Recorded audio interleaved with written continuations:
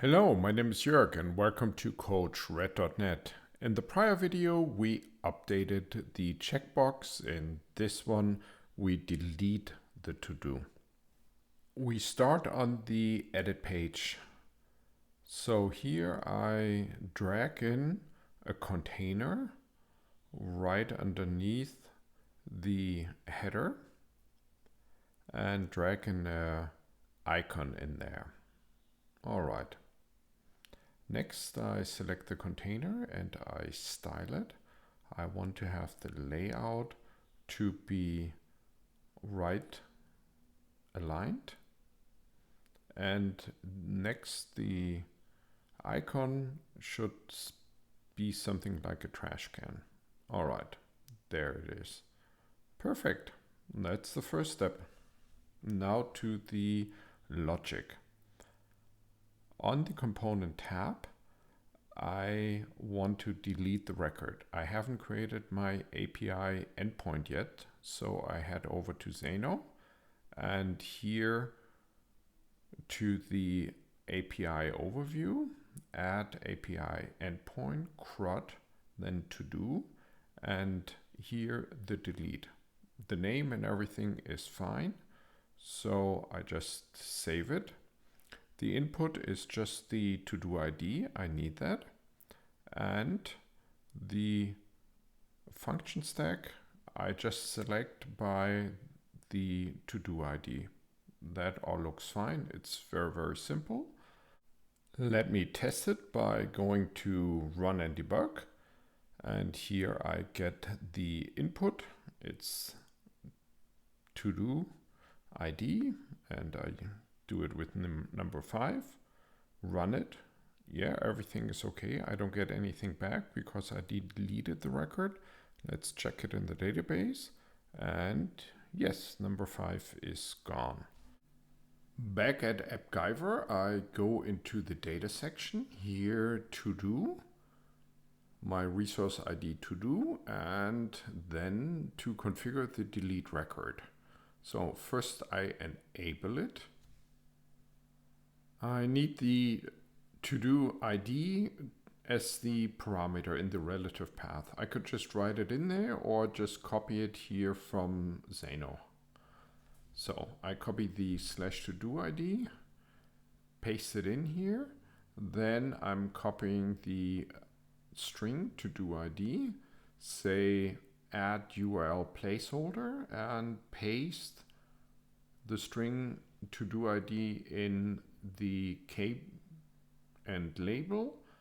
The number, the value type should be number. It is encoded and non-static and non-optional. Now I can test it, and the to-do ID 5 is already deleted, so I do 4, run it, and it's okay. I don't get anything back since I deleted the record. But I can check it in Xano in the database, and there you go. Number 4 is deleted. So it worked. All right, back to AppGyver and here to the logic of the delete button. It is good practice to have the user confirm the deletion.